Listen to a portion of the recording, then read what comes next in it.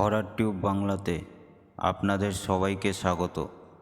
শুরু হতে চলেছে আজকের নতুন পর্ব, পুরীর একটি ভুতুড়ে হোটেলকে কেন্দ্র করে। গত বছর 2023 সালের মে মাসের দিকে গরমের ছুটিতে সত্যজিৎ ও তার স্ত্রী সুনিপা তাদের দুই ছেলেকে সাথে নিয়ে পুরীতে ঘুরতে যাবে বলে ঠিক করলো এবং তার ঠিক 2-3 দিনের মধ্যেই তারা সবাই পুরীর উদ্দেশ্যে রওনাও দিল এবং যথাসময় ভোরবেলার দিকে তারা পুরীতে পৌঁছেও গেল। কিন্তু আগে থেকে হোটেল বুক করা ছিল না বলে পুরীতে পৌঁছানোর পর তারা তাদের সাধ্যের মধ্যে কোনো হোটেলই খুঁজে পাচ্ছিল না। কিন্তু অনেক খোঁজার পর অবশেষে একটি হোটেলে রুম পেয়ে গেল, আর হোটেলের রুমটা খুবই ভালো ও বড় ছিল, কিন্তু সে তুলনায় তার ভাড়া অনেকটাই কম থাকায় সত্যজিতের খুবই পছন্দ হলো রুমটি এবং সাথে সাথেই রুমটি 3 দিনের জন্য নিয়ে নিল সে। কিন্তু তার সাথে সত্যজিতের মনে এটাও সন্দেহ হতে লাগলো যে এই হোটেলে অর্ধেক দামে এত ভালো রুম কি করে দিল, যেখানে আশেপাশে সব হোটেলেরই ভাড়া বেশি, না হলে রুমই ফাঁকা ছিল না। তাছাড়া সত্যজিতের রুম হোটেলটির 3 তলায় ছিল, সেখানে আশেপাশের আর কোনো রুমেই লোকজন ছিল না, সবকটি রুমেই খালি ছিল সেই সময়। কিন্তু পরে এসব নিয়ে অত আর না ভেবে পুরো পরিবার সমেত সমুদ্রে স্নান করতে গেল এবং সারা দুপুর আনন্দ করে কাটাবার পর অবশেষে হোটেলে আবার ফিরে আসলো। এরপর তারা হোটেলে আবার স্নান করে নিচের একটি রেস্টুরেন্ট থেকেই দুপুরের খাওয়া দাওয়াটি সেরে নিল। কিন্তু যেই দুপুর 4টে বাজলো, আচমকাই সেই রুমের ভিতর পচা দুর্গন্ধ ভরে যেতে লাগলো। তখন সত্যজিৎ ও তার স্ত্রী সুনিপা দুজনেই কিছুটা চমকে উঠল আর ভাবতে লাগলো রুমের ভিতর নিশ্চয়ই কিছু একটা মরেছে। এরপর তারা সেই হোটেলের রিসেপশনে গিয়ে ব্যাপারটা জানানোর পর হোটেলের একজন স্টাফকে সেই রুম পরিষ্কার করবার জন্য পাঠানো হলো। কিন্তু তারপর রুমে যেতেই আর কোনো গন্ধ ছিল না সেখানে, এবং সারা রুম খুঁজে দুর্গন্ধের মতো কিছুই পাওয়া গেল না। তখন সত্যজিতের মনে মনে ভাবতে লাগলো কিছুক্ষণ আগে তাহলে গন্ধটা আসছিল কোথা থেকে।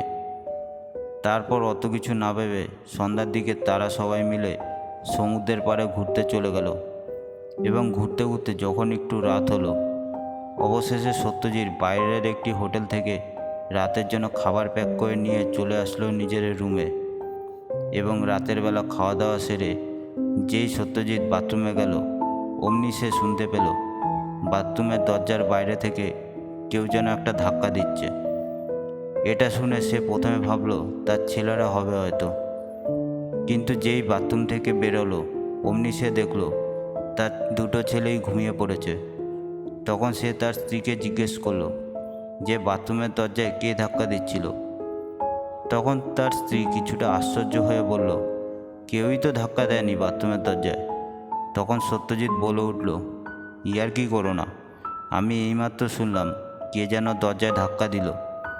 এটা বলতে না বলতেই রুমের ভিতরে থাকা একটি আলমারির ভিতর থেকে প্রচুর জোরে ধাক্কা দেওয়ার শব্দ আসতে লাগলো।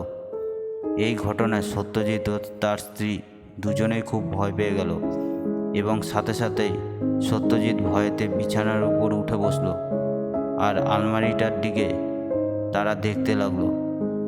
কিন্তু তারপর হঠাৎ করে জানলার দিকে তাকাতেই সে দেখতে পায় বাইরে কেউ যেন দাঁড়িয়ে রয়েছে। জানলার পর্দা দেওয়া ছিল বলে ঠিকমতো বোঝা যাচ্ছিল না, কিন্তু পর্দার ফাঁকা দিয়ে যেটুকু সে দেখতে পেল, কোনো একটি মেয়ে রুমের বাইরের করিডোরের ব্যালকনিতে একভাবে দাঁড়িয়ে রয়েছে, সেখান থেকে কোথাও নড়ছে না সে। তার উপর মেয়েটির মুখও বোঝা যাচ্ছিল না তখন।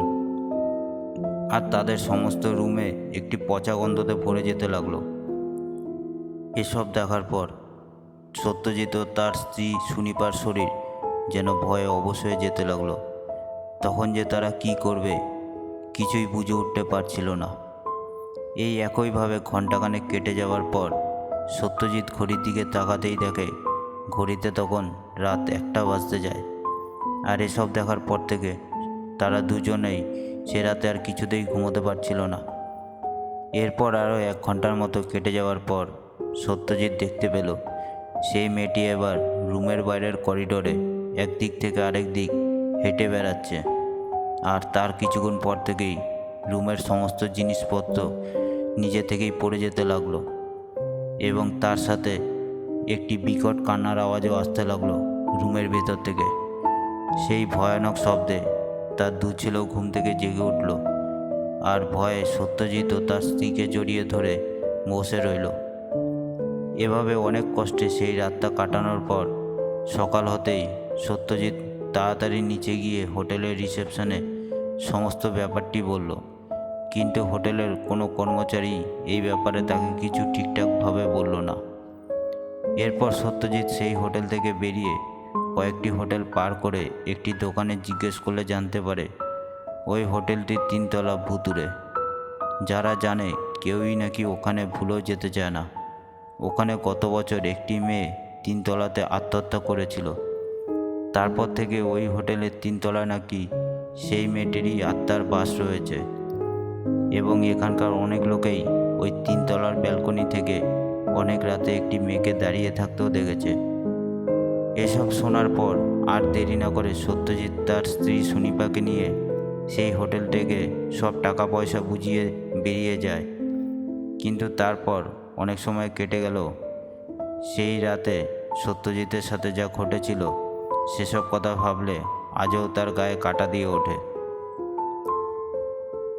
হরর টিউব বাংলার ঘটনাটি আপনাদের ভালো লেগে থাকলে সাবস্ক্রাইব করে দিয়ে আমাদের পাশে থাকবেন, যাতে এই রকম আরও ঘটনা আপনাদেরকে শোনাতে পারি।